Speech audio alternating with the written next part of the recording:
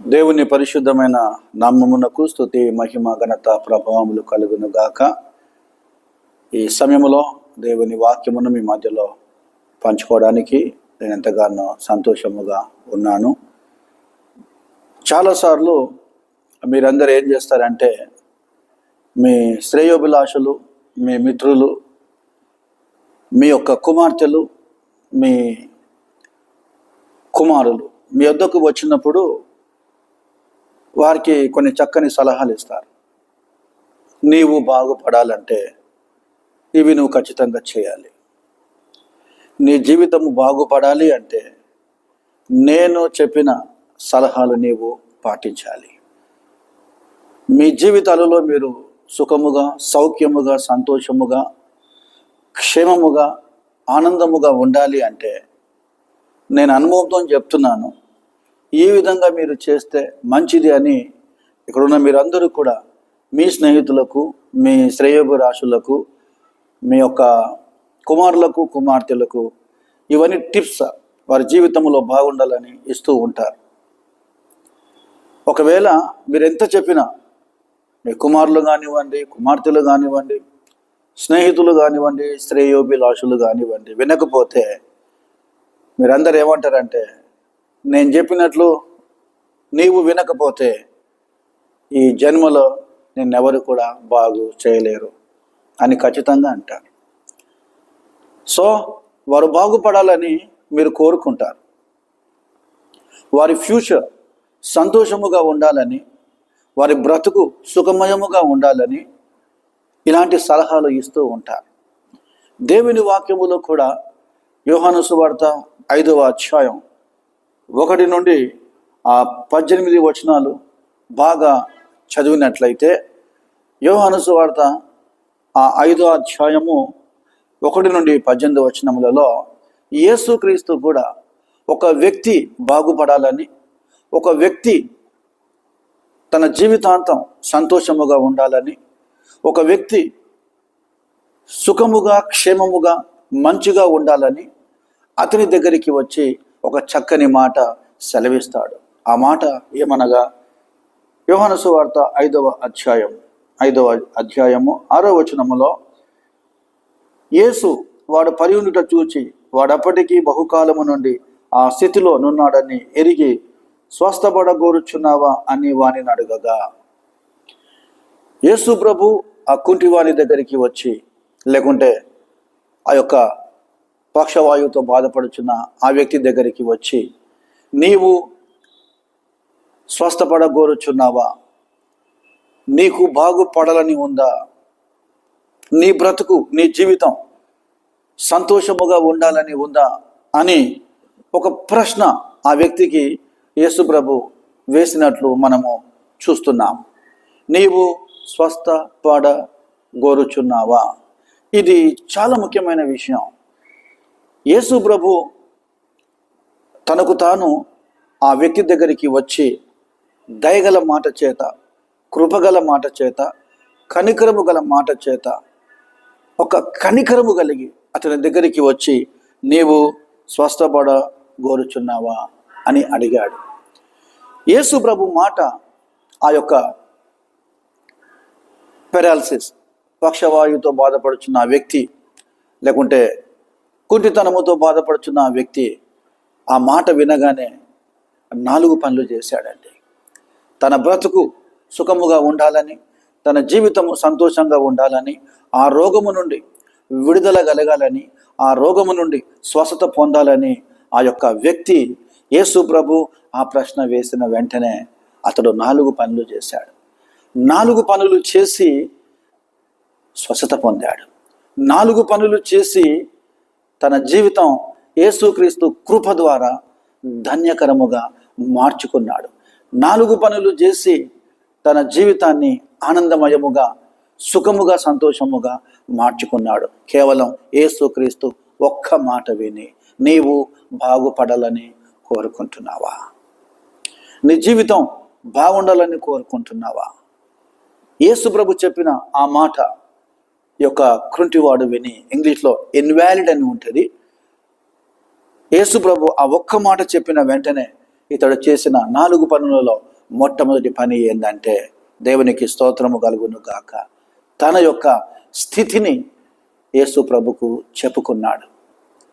తన వేదనకరమైన స్థితిని, బాధకరమైన స్థితిని, రోగముతో కూడిన ఆ స్థితిని యేసు ప్రభుకు చక్కగా వివరించాడు. యేసు ప్రభు ఎప్పుడైతే ఆ వ్యక్తి దగ్గరికి వచ్చి, నీవు బాగుపడాలి అని కోరుకుంటున్నావా అని అడిగినప్పుడు, ఈ యొక్క వ్యక్తి, అయ్యా నేను బాగుపడాలని కోరుకుంటున్నాను, నాకు స్వస్థత కావాలని కోరుకుంటున్నాను, కానీ ఆ స్థితిని అతడు చెప్పినప్పుడు నాకు చాలా బాధ అనిపించింది. అక్కడ బేతెస్దా అను కోనేరు దగ్గర 5 మంటపములు ఉన్నాయి, 5 ద్వారములు ఉన్నాయి. ఆ 5 ద్వారములలో, 5 మంటపములలో రకరకాల రోగములతో బాధపడుచున్న వారు ఉన్నారు. రకరకాల రోగములతో బాధపడుతూ ఉన్నవారు ఉన్నారు. ఆ యొక్క దూత ఆయా సమయాలలో ఆ కోనేటిలోనికి వచ్చి ఆ నీళ్లు కదిలించిన వెంటనే మొట్టమొదటిగా ఆ కోనేటిలో ఎవరు దిగుతారో వారు స్వస్థత పొందుతారు. ఈ వ్యక్తి యేసు ప్రభుకు ఈ విషయము తెలియజేశాడు. అయ్యా నాకెవరూ లేరు, అయ్యా నేను ఒంటరిగా ఉన్నాను. ఒకసారి చూడండి, ఆ యొక్క 7వ వచనం, ఆ రోగి, అయ్యా నీళ్లు కదిలింపబడినప్పుడు నన్ను కోనేటిలోనికి దించుటకు నాకు ఎవడును లేడు గనుక నేను వచ్చినంతలో మరి ఒకడు నాకంటే ముందుగా దిగునని ఆయనకు ఉత్తరమిచ్చెను. సో ఈ కుంటివాడు హోప్లెస్గా ఉన్నాడు, హెల్ప్లెస్గా ఉన్నాడు. ఫిజికలీ, మెంటలీ, ఎమోషనలీ చాలా దుఃఖముతో బాధపడుతున్నాడు. చాలా ఒంటరితనంతో దిగులు పడుతున్నాడు. 38 ఏళ్ల నుండి ఆ రోగముతో చింతిస్తున్నాడు, బాధపడుతున్నాడు. ఈ రోగమునకు విడుదల ఉందా? నేను స్వస్థత పొందగలనా? నాకు ఈ యొక్క భారమైన ఈ రోగము నుండి నాకు విడుదల కలుగుతుందా అని దుఃఖపడుతున్నాడు, వేదన పడుతున్నాడు, కన్నీరు కారుస్తూ ఉన్నాడు. యేసు అతని యొద్దకు వచ్చినప్పుడు తన దుర్భరమైన స్థితిని, తన బాధకరమైన స్థితిని అతడు తెలియజేశాడు. అయ్యా నీళ్లు కదిలింపబడినప్పుడు నాకంటే ముందు వేరేవాడు దిగుతాడు, అయ్యా నాకు ఎవరు లేరు అని ఈ యొక్క కుంటివాడు చాలా దీనమైన స్థితితో, చాలా బాధకరమైన స్థితితో తన కండిషన్, తన వర్స్ట్ కండిషన్, తన బ్యాడ్ కండిషన్, తన యొక్క బలహీనతను చెప్పుకుంటున్నాడండి. యేసుక్రీస్తు దగ్గర తన యొక్క బాధను చెప్పుకుంటున్నాడు. 38 ఏళ్ల నుండి ఈ రోగముతో నేను బాధపడుతున్నాను, నేను కుమిలిపోతున్నాను, నేను ఎంతగానో స్ట్రెస్గా ఫీల్ అవుతున్నాను, అయ్యా నాకెవరు లేరు. దేవుని బిడ్డలారా, దేవుని వాక్యం వింటున్న మీరు, ఆ యొక్క కుంటివాడు యేసుక్రీస్తు తన యొద్దకు వచ్చినప్పుడు, యేసుక్రీస్తు ఆ మాట చెప్పినప్పుడు, నీవు బాగుపడాలని కోరుకుంటున్నావా? ఆ మాట చెప్పినప్పుడు తన స్థితిని ఏ విధముగా యేసు క్రీస్తుతో చెప్పాడో, విన్నవించుకున్నాడో, నీవు కూడా దయచేసి నీకున్న రోగముతో, నీకున్న బాధతో 1 నెలతో 2 నెలలలో నీకు కలిగి ఉన్న రోగముతో నువ్వు బాధపడుతున్నావేమో, నువ్వు దుఃఖపడుతున్నావేమో, నువ్వు కన్నీరు కారుస్తున్నావేమో. ఈ రోగము నుండి నాకు విడుదల కలుగుతుందా? ఈ భయంకరమైన రోగము నుండి నాకు విడుదల కలుగుతుందా అని రకరకాల రోగములతో మీరు బాధపడుతున్నారేమో. అది ఏ రోగమైనా కావచ్చు. అలాంటి బాధలో, అలాంటి దుఃఖములో యేసుక్రీస్తు ప్రభువు ఈ వ్యక్తి అడగకుండానే యేసయ్య దగ్గరికి వచ్చాడు. యేసయ్య దగ్గరికి వచ్చి ఆ వ్యక్తితో యేసయ్య మాట్లాడుతున్నాడు. అమ్మా, అయ్యా, ఎందుకు నీవు యేసయ్యకు నీ స్థితిని చెప్పుకోకూడదు? నీ స్థితిని, నీ బాధను, నీ దుఃఖాన్ని ఎందుకు యేసయ్యకు నువ్వు చెప్పుకోకూడదు? ఆ వ్యక్తి ఏ విధముగా యేసుక్రీస్తుకు వివరించాడో, విన్నవించాడో, నువ్వు ఎక్కడైతే కూర్చొని ఉన్నావో, ఎక్కడైతే దేవుని వాక్యం వింటున్నావో, దయచేసి ఈ చక్కని సమయం దేవుడు నీకు ఇచ్చాడు. ఈ మంచి సమయము దేవుడు నీకు ఇచ్చాడు. ఈ సమయము తిరిగి నీకు రాదు. ప్రియ దేవుని బిడ్డలారా, నీకు ఏ బాధ ఉన్నప్పటికీ, ఏ దుఃఖం ఉన్నప్పటికీ, ఏ రోగం ఉన్నప్పటికీ, ఎమోషనలీ, మెంటలీ, ఫిజికలీ నువ్వు యేసయ్యతో చెప్పుకో. నువ్వు యేసయ్యకు నీ స్థితిని హృదయపూర్వకముగా విశ్వాసముతో యేసయ్యకు నీ స్థితిని చెప్పుకో. తప్పకుండా యేసు ప్రభు నీ విన్నపాలు అంగీకరిస్తాడు, నీ ప్రార్థన అంగీకరిస్తాడు. నాకు మొరపెట్టుము, నేను నీతో మాట్లాడిదనని యేసు ప్రభు నీతో మాట్లాడుతూ ఉన్నాడు. అడుగుడి మీకు ఇస్తాను, వెదకుడి దొరికెదను, తట్టుడి తీయబడును అని మనము దేవుని వాక్యంలో చూస్తున్నాం. ప్రియమైన దేవులారా, యేసు ప్రభు ప్రేమామయుడు, దయామయుడు, కనికరము గల దేవుడు. నిన్ను ముట్టుటకు, నిన్ను బాగు చేయుటకు ఆయన సిద్ధపడి ఉన్నాడు. బైబిల్ ఈ విధంగా సెలవిచ్చుచున్నది, ఆయన చేతులు గాయము చేయను, ఆయన చేతులు గాయమును మాన్పును. నీకు 6 బాధలు వచ్చినా, 7 బాధలు వచ్చినా వాటన్నిటి నుండి విడిపిస్తాను. ఐగుప్తు దేశములో వారికి కలిగి ఉన్న రోగములలో ఏ రోగము నేను నీకు కలుగజేయనని దేవుడు ఇశ్రాయేలుకు వాగ్దానం ఇచ్చాడు. కాబట్టి ఆ కుంటివాడు, ఆ యొక్క వ్యక్తి 38 ఏళ్ల నుండి బహుభారముతో, బహుదీన స్థితిలో ఉన్న ఆ వ్యక్తి యేసయ్య ఆ ప్రశ్న వేయగానే తన స్థితిని చెప్పుకున్నాడు. నీవు కూడా బాగుపడాలంటే నువ్వు యేసయ్య దగ్గరికి రావాలి.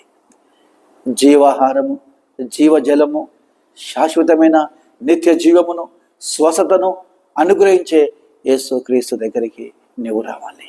నమ్ముట నీ వలనైతే సమస్తం సాధ్యమని దేవుని వాక్యం సెలవిస్తుంది. వినుట వలన విశ్వాసము కలుగును.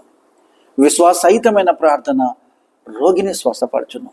నువ్వెన్నో మందులు వాడుతున్నావేమో, ఎంతమంది డాక్టర్ల దగ్గరికి నువ్వు వెళుతున్నావేమో. ఒక డాక్టర్ దగ్గరికి వెళ్ళి నీ స్థితిని దీనస్థితిగా, దయగలిగి, కన్నీరు కలిగి, బహుభారము కలిగి ఏ విధముగా నువ్వు తెలియజేస్తావో, పరమ వైద్యుడైన యేసు క్రీస్తు దగ్గరికి నువ్వు వచ్చి నీ స్థితిని చెప్పుకోవాలి. నా యందు మీరును, మీ యందు నా మాటలు నిలిచి యుండి నెడల మీకేది కావాలనో అడుగుడి అని యేసు ప్రభు నీతో మాట్లాడుతున్నాడు. యేసు ప్రభు నీతో మాట్లాడుతూ ఉన్నాడు. ఈ వ్యక్తి మొట్టమొదటిగా తాను బాగుపడాలని యేసు ప్రభు దగ్గరికి వచ్చి, లేకుంటే యేసు క్రీస్తుతో తన స్థితిని చెప్పుకున్నాడు. రెండవదిగా ఈ వ్యక్తి చేసిన గొప్ప పని ఏంటంటే, యోహాను సువార్త 5వ అధ్యాయము 14వ వచనం. అటు తరువాత యేసు దేవాలయములో వానిని చూచి, ఇదిగో స్వస్థత నొందితివి. దేవుని బిడ్డలారా, రెండవదిగా ఈయన చేసిన చాలా గొప్ప పని ఏంటంటే, ఈ దేవుని యేసుక్రీస్తుని ఆరాధన చేశాడు. తన స్థితిని చెప్పుకున్నప్పుడు, తన దుఃఖకరమైన స్థితిని చెప్పుకున్నప్పుడు యేసు ఏమన్నాడంటే, చూడండి దయచేసి యోహాను సువార్త 5వ అధ్యాయము 8వ వచనం. యేసు నీవు లేచి నీ పరిపెత్తుకొని నడువుమని వానితో చెప్పగా వెంటనే వాడు స్వస్థత నొంది తన పరిపెత్తుకొని నడిచెను. దేవునికి స్తోత్రము కలుగును గాక. యేసుక్రీస్తు దగ్గరికి ఈ వ్యక్తి వెళ్ళలేదండి. యేసుక్రీస్తు సాక్షాత్తు తానే ఈ కుంటివాని దగ్గరికి వచ్చాడు. వచ్చి నీవు స్వస్థపడ కోరుచున్నావా అన్నప్పుడు, తన స్థితిని చెప్పుకొనినప్పుడు యేసు ప్రభు చెప్పిన మాట, నీవు లేచి నీ పరిపెత్తుకొని నడువమని వానితో చెప్పగా వెంటనే వాడు స్వస్థత నొంది తన పరిపెత్తుకొని నడిచెను. యేసు ప్రభు మాటలో శక్తి ఉందండి. యేసు ప్రభు మాటలో మహిమ ఉందండి. తన వస్త్రములో మహిమ ఉంది, తన ఉమ్మిలో కూడా మహిమ ఉంది, తన నోటి మాటలో మహిమ ఉందండి.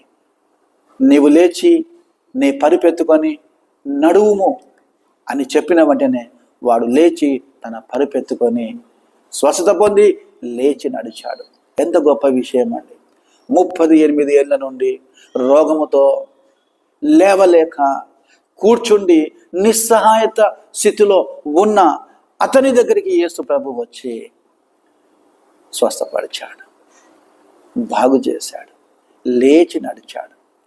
దేవుని బిడ్డలారా, దేవుని బిడ్డలారా, నువ్వు ఎక్కడైతే కూర్చొని ఉన్నావో, ఎక్కడైతే కూర్చొని వాక్యం వింటున్నావో, దేవుడు నిన్ను స్వస్థపరచును గాక. దేవుడు నీ దగ్గరికి వచ్చి మాట్లాడును గాక. దేవుడు నీ స్థితిని గమనించి, నీ రోగమును గమనించి, నీ బాధను గమనించి నీకు ఆదరణ అనుగ్రహించును గాక, నీకు స్వస్థత అనుగ్రహించును గాక. ఆ వ్యక్తి స్వస్థత పొందినట్లు నీవు కూడా బహు విశ్వాసముతో ప్రార్థన చేసినప్పుడు యేసు ప్రభు నీకు స్వస్థత అనుగ్రహిస్తాడు. ఈ వ్యక్తి స్వస్థత పొందిన తర్వాత దేవాలయంలోనికి వెళ్ళాడు. రెండవదిగా దేవాలయంలోనికి వెళ్ళాడు. దేవాలయంలోనికి వెళ్ళి ఆ దేవాలయంలో ఉన్నప్పుడు యేసు ప్రభు కూడా దేవాలయానికి వెళ్ళాడు, ఆ మందిరానికి వెళ్ళాడు. ఆ మందిరానికి వెళ్ళినప్పుడు యేసు ప్రభు స్వస్థత పొందిన ఆ వ్యక్తిని చూశాడు. ఆ వ్యక్తిని చూశాడు. ప్రియమైన దేవుని బిడ్డలారా, ఈ వ్యక్తి దేవాలయంలోనికి వెళ్ళి ఏం చేస్తున్నాడంటే దేవుని ఆరాధన చేస్తున్నాడు, దేవుని స్తుతిస్తున్నాడు, దేవుని ఘనపరుస్తున్నాడు, దేవుని మహిమపరుస్తున్నాడు, దేవునికి కృతజ్ఞతాస్తుతులు చెల్లించుచున్నాడు. ఎంత గొప్ప విషయం అండి, ఎంత గొప్ప విషయం. దేవుని వాక్యములో స్వస్థత పొంది దేవాలయంలోనికి వెళ్ళి స్తుతించిన వారు దేవుని వాక్యములో ఎంతోమంది ఉన్నారు. అపోస్తల కార్యం 3వ అధ్యాయములో పుట్టుకతో కుంటివాడైన ఒక వ్యక్తిని పేతురు యోహాన్లు స్వస్థపరిచినప్పుడు అతడు ఆ దేవాలయంలోనికి వెళ్ళి దేవుని మహిమపరిచాడు. హిజ్కియా మరణకరమ రోగముతో బాధపడుచున్న సమయంలో అతడు కూడా దేవుని కృపను బట్టి స్వస్థత పొంది దేవాలయంలోనికి వెళ్ళి దేవుణ్ణి స్తుతించాడు. దేని బిడ్డలారా, ఈ వ్యక్తి కూడా 38 ఏళ్ల నుండి బాధపడుతున్న ఈ వ్యక్తి స్వస్థత పొంది చర్చికి వెళ్ళాడు. ఇతనిలో ఉన్న మరి ఒక గొప్ప విషయం ఏంటంటే, ఇతడు స్వస్థత పొందిన తర్వాత బహునమ్మకముగా భయభక్తి గలవాడై విధేయత కలిగి విశ్వాసము కలిగి దేవుని మందిరానికి వెళ్ళి కృతజ్ఞత చెల్లించాడు. దేవుని బిడ్డలారా, ఎంత గొప్ప విషయం అండి. యేసు నన్ను బాగు చేశాడు, యేసు ప్రభు నన్ను స్వస్థపరిచాడు, యేసు ప్రభు 38 ఏళ్ల నుండి నేను రోగముతో పడి ఉన్న నన్ను బాగు చేశాడు. ఎవరు నా దగ్గరికి రాలేదు, ఎవరు కూడా నన్ను ఆదరించలేదు, ఎవరు కూడా నన్ను స్వస్థపరచలేదు, ఎవరు నాకు అండగా లేరు, ఎవరు నాకు తోడుగా లేరు, ఎవరు నన్ను ఆదరించలేదు, ఎవరు నా మీద కనికరము చూపలేదు, ఎవరు నన్ను ప్రేమించలేదు, నేను దూరముగా ఉన్నాను. అలాంటి వ్యక్తి నా దగ్గరికి యేసయ్య వచ్చాడు అని ఇవన్నీ జ్ఞాపకం చేసుకొని ఆ మందిరంలోనికి వెళ్ళి దేవుని స్తుతించాడు, దేవుని ఆరాధించాడు. ప్రియ దేవుని కుమారుడా, దేవుని కుమార్తె, ఈ సమయంలో దేవుడు నీతో మాట్లాడుతున్నాడు. దేవుడు నీకు స్వస్థత అనుగ్రహించిన తరువాత, దేవుడు నిన్ను బాగు చేసిన తరువాత దేవుడు నిన్ను ప్రశ్నిస్తున్నాడు, నువ్వేం చేస్తున్నావు? నువ్వు చేయవలసిన పని ఏంటంటే, నిన్ను దేవుడు బాగు చేసిన తర్వాత, నిన్ను దేవుడు స్వస్థపరిచిన తర్వాత నీవు మందిరానికి వెళ్ళాలి. నువ్వు మందిరానికి వెళ్ళి అక్కడ దేవుని ఆరాధించాలి, అక్కడ దేవుని స్తుతించాలి, అక్కడ దేవుని మహిమపరచాలి, అక్కడ దేవుని కీర్తించాలి. దేవుడు చేసిన మేలులు జ్ఞాపకం చేసుకొని ఆయనను స్తుతించినప్పుడు, ఆయనను ఆరాధించినప్పుడు ఆయన నీ విషయంలో సంతోషిస్తాడు. అందుకే 100వ కీర్తనలో కృతజ్ఞతాస్తుతులు చెల్లించుచు ఆయన గుమ్మములలో ప్రవేశించుడి, కీర్తనలు పాడుచు ఆయన ఆవరణములలో ప్రవేశించుడి. 103వ కీర్తనలో దావీదు అంటున్నాడు, నా పురాణమా యెహోవాను సన్నుతించుము, ఆయన చేసిన ఉపకారములలో దేనిని మరువకుము. యేసుక్రీస్తు దేవుడు గొప్ప దేవుడు, ఆయన జీవము గల దేవుడు, ఆయన మహిమ గల దేవుడు, ఆయన ఉన్నతమైన దేవుడు అండి. ఆ దేవాది దేవుడైన యేసుక్రీస్తును జ్ఞాపకం చేసుకొని, దేవుని మేలులు జ్ఞాపకం చేసుకొని ఈ వ్యక్తి దేవాలయంలోనికి వెళ్ళి దేవుని స్తుతించాడు, దేవుని మహిమపరిచాడు. దేవుని బిడ్డలారా, నీవు కూడా దేవుడు నిన్ను స్వస్థపరిచినప్పుడు నువ్వు ఏ స్థితిలో ఉన్నావో ఆ స్థితిని నువ్వు జ్ఞాపకం చేసుకోవాలి. నీ స్థితి బాగుపడినప్పుడు, నువ్వు స్వస్థత పొందినప్పుడు, దేవుడు సంపూర్ణముగా నిన్ను బాగు చేసినప్పుడు ఆ దేవుని మందిరానికి వెళ్ళి నువ్వు దేవుని ఆరాధించాలి. యోహాను సువార్త 4వ అధ్యాయములో దేవుడు ఆత్మ గనుక ఆయనను ఆరాధించువారు ఆత్మతోనూ సత్యముతోనూ ఆయనను ఆరాధించాలి. నీ పూర్ణ హృదయముతోనూ నీ పూర్ణ ఆత్మతోనూ నీ దేవుడైన యెహోవాను నీవు ప్రేమించాలి. ఎందుకంటే ఆయన నిన్ను ప్రేమించి స్వస్థపరిచాడు కాబట్టి. సో మొదటిగా ఈ 38 ఏళ్ల నుండి రోగముతో బాధపడుతున్న ఈ వ్యక్తి యేసుక్రీస్తు దగ్గరికి వచ్చి నీవు స్వస్థత పొందగోరుచున్నావా అడిగినప్పుడు ఆ 4 పనులలో తన స్థితిని దేవునికి చెప్పుకున్నాడు.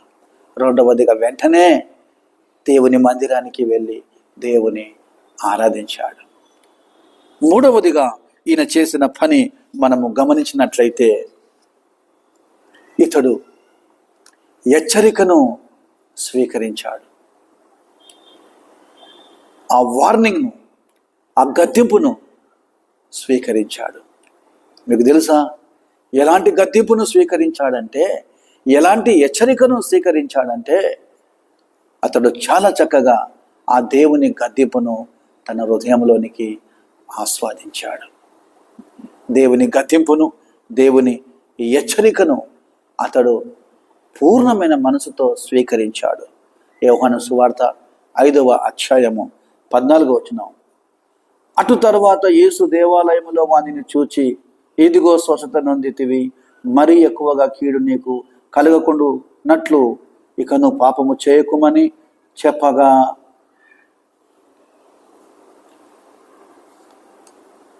దేవాలయములో ఉన్న ఆ వ్యక్తిని యేసు ప్రభు చూసి ఎంత చక్కగా హెచ్చరిస్తున్నాడంటే, బాబు, నా కుమారుడా, నాయనా, 38 ఏళ్ళ నుండి నువ్వు రోగముతో ఉన్నావు, నువ్వు స్వస్థపరచబడితివి, నువ్వు బాగుపడితివి, నీకు స్వస్థత దొరికింది. ఇప్పుడు నువ్వు దేవాలయంలో ఉన్నావు, దేవుని ఆరాధన చేస్తున్నావు. మరీ ఎక్కువగా కీడు నీకు కలగకుండాన్నట్లు, మరీ ఎక్కువగా నీకు కీడు కలగకుండాన్నట్లు. దీని అర్థం ఏంటంటే, మరీ ఎక్కువగా కీడు కలగకుండాన్నట్లు ఇకను పాపము చేయకుమని వానితో చెప్పాడు.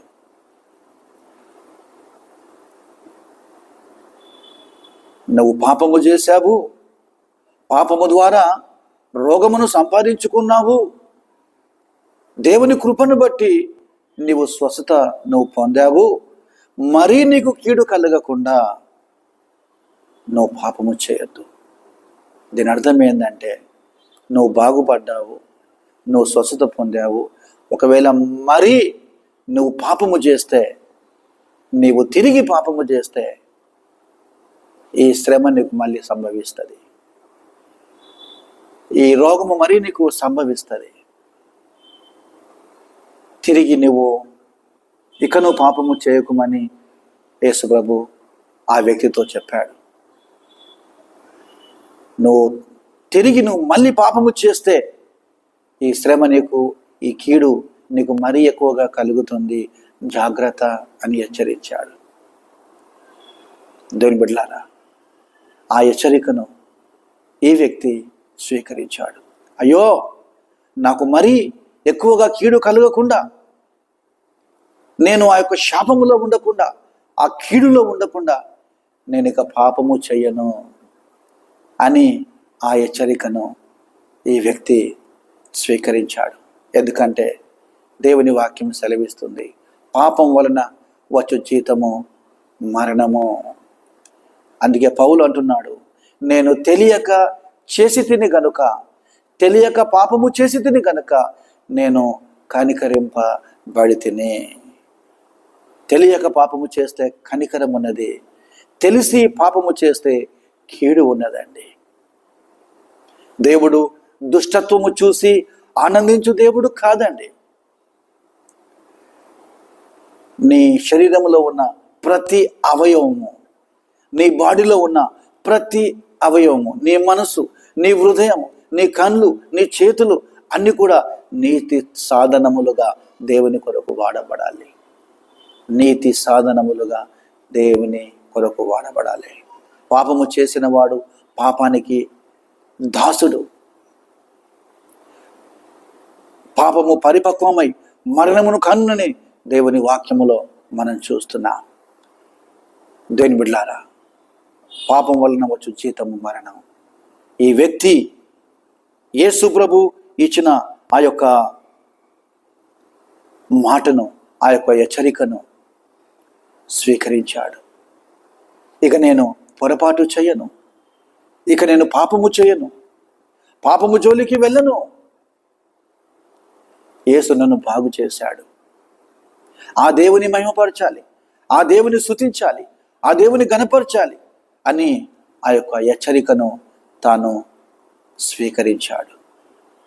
దేవుని బిడ్డలారా, దేవుడు ఈ వాక్యము ద్వారా నిన్ను హెచ్చరిస్తున్నాడు. ఒకప్పుడు రోగిగా ఉన్న నీవు స్వస్థపరచబడ్డావేమో, ఒకప్పుడు బాధలో ఉన్న నీవు, దుఃఖములో ఉన్న నీవు సంతోషములో, సమాధానములో ఉన్నావేమో. ఈ మాట దేవుడు నీకు సెలవిస్తున్నాడు. నీకు మరీ ఎక్కువగా కీడు కలగకుండా నిమిత్తము ఇక నువ్వు పాపము చేయకమని దేవుడు నీతో మాట్లాడుతున్నాడు. నీవు నీతిగా జీవించాలని, నీ యథార్థముగా జీవించాలని, దేవునికి అనుకూలముగా ఇష్టమైన రీతిగా నీవు జీవించాలని దేవుడు నీతో మాట్లాడుతున్నాడు. రోమాపత్రిక 12వ అధ్యాయములో అపోస్తలుడైన పౌలు ద్వారా దేవుడు పరిశుద్ధాత్మ ద్వారా మాట్లాడుతున్నాడు. మీ శరీరములు సజీవ యాగముగా, ఉత్తమమును, అనుకూలమును, దేవునికి అనుకూలముగా సజీవ యాగముగా ఆయనకు సమర్పించుడి. ఈ లోక మర్యాదను అనుసరించకూడదు. లోకములో ఉన్నదతయు శరీరాశ, నేత్రాశ, జీవపు డమము తండ్రి వలన పుట్టినవి కావు. ప్రియ దైవ కుమారులారా, దైవ కుమార్తెలారా, వాక్యం వింటున్న మీరు పాపము జోలికి వెళ్లకుండా, సాతాను బంధకములో, సాతాను దాస్యములో ఉండకుండా దేవుని పరిశుద్ధాత్మ చేత నింపబడి ఆత్మ ఖడ్గము వలన ఆ పాపమును మీరు జయించాలి. నీవు నిత్యము అనారోగ్యముగా ఉండకుండా ఆరోగ్యముగా ఉండాలని, ఆనందముగా ఉండాలని దేవుడు నీతో మాట్లాడుతూ ఉన్నాడు. ఈ వ్యక్తి 38 ఏళ్ల నుండి ఆ రోగముతో బాధపడుచున్న సమయంలో యేసు వచ్చి నీవు బాగుపడాలని కోరుకుంటున్నావా అని అన్నప్పుడు ఈ వ్యక్తి 4 పనులలో మొదటి 3 పనులు చేశాడు. తన స్థితిని యేసయ్యతో చెప్పుకున్నాడు. స్వస్థత పొందిన తరువాత దేవాలయంలోనికి వెళ్ళి దేవుని ఆరాధించాడు. యేసుక్రీస్తు యొక్క హెచ్చరికను ఆస్వాదించాడు. ఈ మాట నా కొరకే, ఈ హెచ్చరిక నా కొరకే, ఈ గద్దింపు నా కొరకే అని విధేయత చూపించాడు. బలులు అర్పించుట కంటే, పొట్టేళ్ల క్రొవ్వు అర్పించుట కంటే మాట వినుట శ్రేష్టం. మీ సంఘ కాపరి, దైవజనురాలు వాక్యము ద్వారా మిమ్మలను హెచ్చరించినప్పుడు, గద్దించినప్పుడు దయచేసి వారి గద్దింపుకు లోబడండి. వారి గద్దింపుకు విధేయత చూపించండి. ఎందుకంటే వాక్యము చెప్పేటప్పుడు వారు పరిశుద్ధాత్మ ద్వారా దేవుని లేఖనములు జ్ఞాపకము చేసుకొని, దేవుని మాటల ద్వారా, దేవుని వచనముల ద్వారా వారు మీతో మాట్లాడతారు. మీరు బాగుపడాలని, మీరు వెలుగులో నడవాలని, మీరు ఆరోగ్యముగా ఉండాలని, మీరు దేవుని వాక్యము చేత పట్టుబడి నడుచుకొని సంతోషముగా ఉండాలని వారు ఆత్మీయమైన కన్న తండ్రి వలె, కన్న తల్లి వలె, ఆత్మీయ తల్లిదండ్రులుగా దేవుని వాక్యానుసారముగా హెచ్చరించినప్పుడు ఆ హెచ్చరికను సంతోషముతో స్వాగతం పలకండి. ఆ హెచ్చరికను ఆనందముతో హృదయంలో స్వీకరించండి. దేవుడు అంటున్నాడు, లెమ్ము తేజరిల్లుము, నీకు వెలుగు వచ్చింది. చీకటి వెళ్ళిపోతుంది, వెలుగు మీలోనికి వస్తుంది. ఆ వెలుగు ఎవరో కాదు, యేసుక్రీస్తు ప్రభువు. యేసయ్య లోకమునకు వెలుగై ఉన్నాడు. మీరు కూడా లోకమునకు వెలుగై ఉండాలని యేసుక్రీస్తు యొక్క ఆశ. 4వ విధిగా ఈ వ్యక్తి చేసిన గొప్ప పని, మంచి పని ఏంటంటే, 4వ విధముగా ఇతడు ఏమి చెప్పాడంటే, యోహాను సువార్త 5వ అధ్యాయము 10వ వచనం చదువుతాను. ఆ దినం విశ్రాంతి దినము గనుక యూదులు, ఇది విశ్రాంతి దినము కదా, నీవు నీ పరుపెత్తి కొన తగదే అని స్వస్థత నొందిన వారితో చెప్పిరి. అందుకు వాడు, నన్ను స్వస్థపరిచిన వాడు నీ పరుపెత్తుకొని నడువమని నాతో చెప్పిన నేను. 4వదిగా ఈ స్వస్థత పొందిన వ్యక్తి చక్కని సాక్ష్యం చెప్పాడండి. చక్కని సాక్ష్యం చెప్పాడు. యూదులకు భయపడకుండా, యూదులు వచ్చి నిన్ను ఎవరు బాగు చేశారు, నిన్ను ఎవరు స్వస్థపరిచారు అని అడిగినప్పుడు, ఈ వ్యక్తి పేరు మనకు లేదు ఇక్కడ, ఈయన ఫ్యామిలీ గురించి మనకు తెలియదు, కానీ ఈ వ్యక్తి ఎంత చక్కగా సాక్ష్యం చెబుతున్నాడంటే, అందుకు వాడు, నన్ను స్వస్థపరిచిన వాడు నీ పరిపెత్తుకొని నడువమని నాతో చెప్పాను. అప్పుడు యేసుక్రీస్తు గురించి ఈ వ్యక్తికి తెలియదు. నన్ను బాగు చేసిన వాడు, నన్ను స్వస్థత పరిచిన వాడు నీ పరిపెత్తుకొని లేచి నడువమని చెప్పాను అని యూదులకు ఒక సాక్ష్యం ఇస్తున్నాడు. గొప్ప సాక్ష్యం ఇస్తున్నాడు. ఆ తరువాత ఈ వ్యక్తి ఇచ్చిన సాక్ష్యం ఏంటంటే, చదువుదాం 15వ వచనము. వాడు వెళ్ళి తన్ను స్వస్థపరిచిన వాడు యేసు అని యూదులకు తెలియజెప్పాను. యూదులు యేసు ప్రభును దేవుని కుమారునిగా నమ్మడం లేదు. యూదులు యేసు ప్రభును దేవునిగా నమ్మడం లేదు. యూదులు యేసు ప్రభును పూర్తిగా పక్కన పెట్టేశారు. ఆ యూదుల దగ్గరికి ఈ వ్యక్తి వెళ్ళి, నన్ను స్వస్థపరిచిన వాడు యేసు అని చెప్పాడండి. నన్ను బాగు చేసిన వాడు, నా జీవితాన్ని బాగు చేసిన వాడు, నా జీవితాన్ని మార్చివేసిన వాడు, నా జీవితానికి ఒక నిదర్శనం, ఒక విలువ ఇచ్చిన వాడు యేసు అని చెప్పాడు. భయపడకుండా ధైర్యముగా మరి సాక్ష్యం చెప్పాడు. ఎంత గొప్ప విషయం అండి. ఎంతో ధైర్యముగా నన్ను బాగు చేసిన వాడు. 38 ఏళ్ల నుండి నా స్థితి నాకు తెలుసు, నా బాధ నాకు తెలుసు, నా దుఃఖము నాకు తెలుసు. ఎవరు నా దగ్గరికి రాని సమయంలో ఆ యేసయ్య వచ్చాడు. ఆ యేసయ్య దేవుడు నా దగ్గరికి వచ్చాడు. ఒక్క మాట చెప్పాడు, నువ్వు బాగుపడాలని కోరుకుంటున్నావా, నువ్వు స్వస్థత పొందగోరుచున్నావా అని అడిగి ఒక్క మాట చేత నన్ను బాగు చేశాడని యూదులకు సాక్ష్యం ఇచ్చాడు.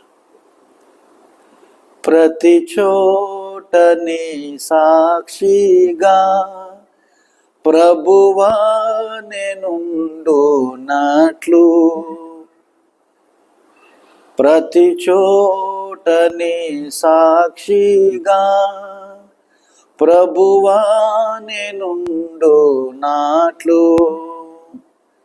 అనే పాట మనం పాడుతూ ఉంటాం.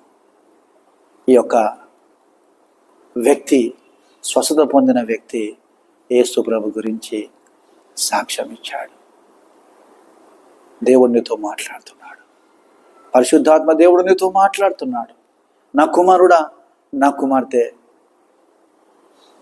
నేను నిన్ను స్వస్థపరిచాను. యేసుక్రీస్తు దేవునిగా, రక్షకునిగా, సమాధానకర్తగా, జీవమిచ్చేవానిగా నేను స్వస్థపరిచాను. నువ్వు నా గురించి మందిరములో సాక్ష్యం చెప్పావా? నీ స్నేహితులతో సాక్ష్యం చెప్పావా? నీ బంధువులతో సాక్ష్యం చెప్పావా? నన్ను యేసు ముట్టాడు, నన్ను యేసు బాగు చేశాడు, నాపై యేసు కనికరము జాలి చూపించాడు, ఆ ప్రేమ గల దేవుడు యేసుక్రీస్తు దేవుడు నన్ను బాగు చేశాడు అని సాక్ష్యము నువ్వు చెబుతున్నావా అని దేవుడు నీతో మాట్లాడుతున్నాడు. ప్రియ దేవుని బిడ్డ, నీ ఒక్క సాక్ష్యము ద్వారా, నీవిచ్చిన సాక్ష్యము ద్వారా కొంతమందికి నీలాగా ఎంతమంది ఉన్నారో సంఘములో, లోకములో వారికి ఊరట కలుగుతుంది, వారికి ప్రోత్సాహం కలుగుతుంది, వారికి బలము కలుగుతుంది, వారికి ఆదరణ కలుగుతుంది. వారు ఆ సాక్ష్యము విని వారు కూడా ఈ 38 ఏళ్ల నుండి రోగముతో బాధపడుతున్న వ్యక్తి ఏం చేశాడో అదే విధముగా చేయడానికి సిద్ధపడతారు. ఒక వ్యక్తిని, ఒక బ్రదర్ను, ఒక సిస్టర్ను దేవుని యొద్దకు, యేసుక్రీస్తు యొద్దకు నడిపించిన వారిగా మీరు ఉంటారు. యేసుక్రీస్తు వెలుగులో, యేసుక్రీస్తు సత్యములో, యేసుక్రీస్తు జీవములో నడిపించేవారుగా మీరు ఉంటారు. సాక్ష్యం. యేసుక్రీస్తు ప్రభువే మనకందరికీ గొప్ప సాక్ష్యం. ఆయన ఈ లోకానికి వెలుగై వచ్చాడు, ఆయన ఈ లోకానికి సత్యమై వచ్చాడు, ఆయన ఈ లోకానికి జీవమై వచ్చాడు. ఆయన మనందరి పాపముల కొరకు ఆ కలువరి శిలువలో రక్తం గార్చాడు, శ్రమ పొందాడు, మరణించాడు, సమాధి చేయబడ్డాడు, తిరిగి 3వ దినం లేచాడు, సజీవునిగా లేచాడు, ఆ యొక్క పరలోకానికి ఆరోహణమయ్యాడు. 2వ రాకడ సమయంలో యేసు ప్రభు తిరిగి వస్తాడు. నిన్ను, నన్ను ఆ పరలోక రాజ్యమునకు తనతో కూడా తీసుకొని వెళ్ళుటకు ఆయన తిరిగి వస్తాడు. ప్రియమైన దేవుని బిడ్డలారా, నీవు బాగుపడాలని కోరుకుంటున్నావా? నీ బ్రతుకు సుఖమయముగా ఉండాలని, సంతోషముగా ఉండాలని కోరుకుంటున్నావా? నీవు, నీ కుటుంబం స్వస్థత కలిగి ఉండాలని ఆశపడుచున్నావా? ఈ వ్యక్తి తాను బాగుపడాలని, తాను స్వస్థత పొందాలని, తన బ్రతుకు, తన జీవితం సుఖమయముగా, సంతోషముగా ఉండాలని 4 పనులు చేశాడు. 4 పనులు చేశాడు. తన స్థితిని యేసయ్యతో చెప్పుకున్నాడు. తాను స్వచ్ఛత పొందిన తర్వాత